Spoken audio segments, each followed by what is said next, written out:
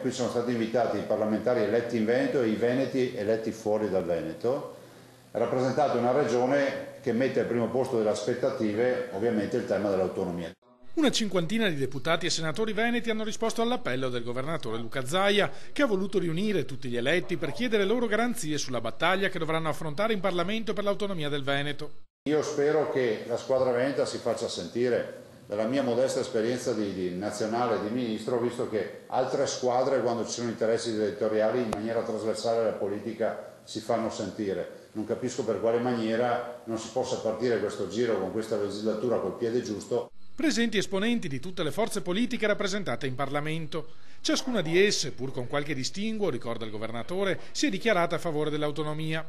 Ora è il momento di passare dalle parole ai fatti, a prescindere dai colori dell'esecutivo che andrà a insediarsi. Il governo comunque di riffo di raffa si fa, sarà questione di qualche giorno, qualche settimana, ma si farà qualcosa. Dopodiché io dico che per me è fondamentale che la squadra veneta che è in Parlamento, che è lì e che non se ne andrà a casa, difenda fino in fondo l'autonomia. Difendere l'autonomia vuol dire avere rispetto per i veneti che l'hanno richiesta.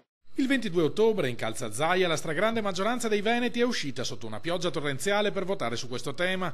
È una richiesta che ci fanno tutti, dall'anarchico a chi non ha mai mancato un'elezione. Anche se qualcuno dice che non ci sono i numeri per fare un governo, i numeri per fare l'autonomia invece ci sono tutti.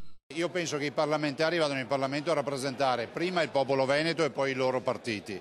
Quindi sono dei temi sul territorio che non hanno ideologia politica, cioè quello dell'autonomia, quello di portare le Olimpiadi, quello di risolvere il problema delle mamme e dei FAS, il tema del teatro stabile del Veneto e molto altro ancora.